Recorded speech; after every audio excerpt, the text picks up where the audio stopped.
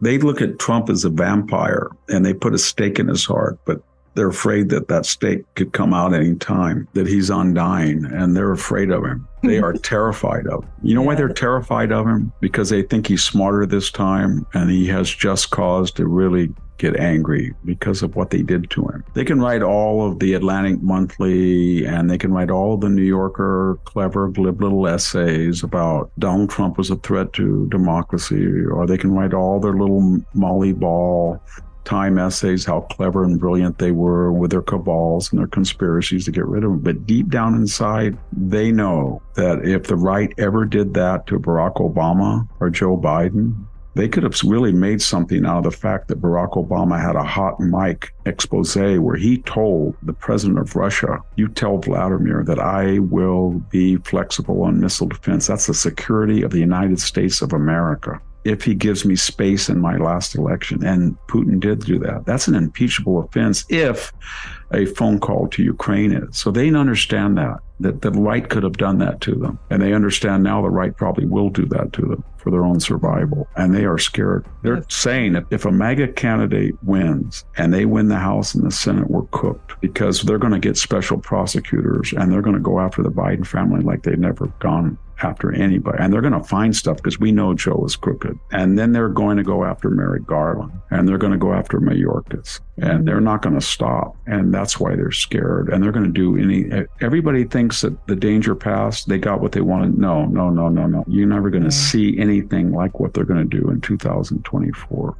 All of this could have been reconciled. All they had to do was say Donald Trump should not be president, if that's what they believe. And we're not going to do any lawfare. We're not going to try to change the voting laws. We're not going to pack the court.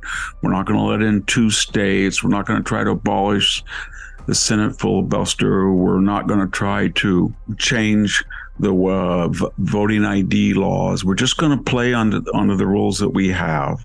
We don't need $419 million by Mark Zuckerberg infused. We don't need Sam Bankman-Fried, the crook, giving us $100 million. We're not going to go under the radar with George. So we're just going to show you, the American people, how we think Donald Trump should not be president, and we'll have a fair, and they can't do that. They don't trust themselves. They think, you know what? Anybody in his right mind would close that border right now. Close the border. Anybody in his right mind would recall all of those DAs that have destroyed these major cities. Anybody in his right mind would not beg the Saudis or the Venezuelans or the Russians or the Iranians to pump oil on the eve of a midterm or drain their strategic petroleum when you have so much natural gas and oil. Nobody in their right mind would do that. And nobody in their right mind would ever just pull out of Afghanistan without warning, just so Joe Biden can say that on the 20th anniversary of 9/11 or the original October invasion of Afghanistan, I'm the president that got us out. Nobody would do that. And nobody would print $6 trillion when there's a pent-up demand post-COVID lockdown and there's a supply chain disruption, and throw that money without any audit or examination of who got it and why and how it was spent, but to inflate the economy and ruin it. Nobody would do that.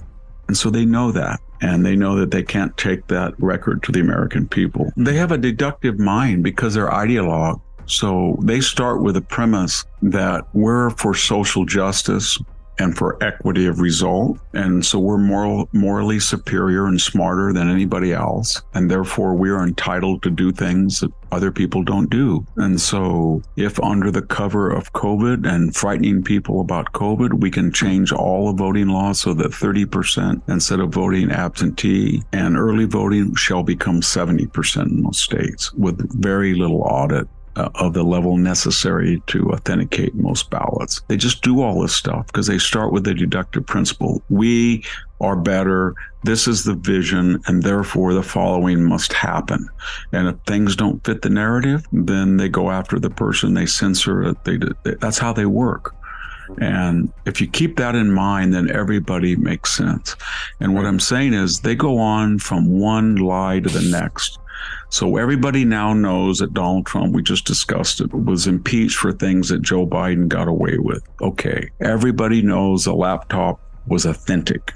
Everybody knows that now. Everybody knows that it would have made a big difference on that debate when Donald Trump said it was, and Joe Biden said, no, 51 authorities. Everybody knew that Danchenko and Charles, or whatever his name, Dolan, and Christopher Steele were frauds, and especially Glenn Simpson, and that Hillary Clinton took over an old Never Trumper file, inflated it with $1 million, got the FBI on it to hire Christopher Steele as a consultant informant, hid her so-called legal expenses, and she was fined and cited for that violation through Perkins Coie, Fusion GPS, DNC, and that file was fraudulent. It was made up. I said that from the first time I saw it. Everything in it was false, and yet we wasted 22 months and $40 million to know what was obvious. No apology. In fact, not only no apologies, they got Pulitzer Prize winners, some of the reporters. Every time they give these monstrous lies, there's no apologies. And why should they? Because in their way, they're just narratives. They're postmodern Foucauldian, Lacan, Derrida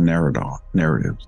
They were useful. So that's what they look back. Well, they were useful at the time, because when we went through the Mueller investigation, when we went through the laptop, we crippled Donald Trump, and therefore we were able to stop him. We had Anonymous. He was burrowed deep into the Homeland Security. He was a minor official, but we said he was one of the major operatives in the Trump administration. We lied. And then we printed his op-ed because it did what it was supposed to do. It weakened this right-wing agenda, so they think. And we got Admiral McRaven, and he came in and wrote an op-ed and said Trump should leave, the sooner the better. And then we got all of the 4 stars, McCaffrey, McChrystal, all of them, to say that Trump was Hitler, that he was Mussolini, that he was a liar, that he was danger. We got Mark Milley to call the Chinese. We did all of this. And yes, we do not want this to be done to us. If right now a retired 4-star general says that Joe Biden is senile, or he's dangerous, or the Afghanistan is a disaster, and he should be removed sooner or later, or his weaponization of the DOJ or the FBI is Mussolini-like, or his hounding of individual people at school boards, or the way he conducted the Mar-a-Lago raid is remnant of, it's Nazi-like. And I'm just quoting from what they've said. You know what's going to happen to those people? You're going to get Merrick Garland to call up the Pentagon, and they're all going to be slapped with a Code 88 Uniform Code of Military Justice, and they're going to be court-martialed for disparaging the commander-in-chief. Trust me, they would in 2 seconds, and that's not going to happen. First, they're not going to say anything because they're not equally going to apply their standards of correct behavior on the part of the, and second all, they're going to say something with Donald Trump because they know that the media and the Pentagon are not going to do anything to them. Now, oh man, they would destroy them if they ever criticize the commander-in-chief. They would go after him like you wouldn't believe, and they know that. And so what we're talking about, I guess to sum up and end this, they understand deterrence. They are saying to the American people, we are SOBs. We're capable of everything and anything. Now, which side do you want to be on? Because if you're on our side, you can do what Hunter Biden is. There's no consequences. If you want to say that the voting machines are crooked, like Jill Stein, go ahead. She did in 2016. If you want to be Barbara Boxer and 32 Democrats and say, you know what, we're not going to certify the Ohio count and hold up the whole election. We're going to try to do that. Don't worry. They did it in 2004. If you're Al Gore and the registrar and the attorney general says, well, the votes have been counted and they have been certified in Florida. Oh, no, we're going to sue. We're going to sue and hold up the entire election for a month. And so you can do all of that as long as you're on our side. But if you don't do that and you want to go on the other side, then you're going to be in big trouble. And that's the message that they're trying to say. That's what we're really getting down to.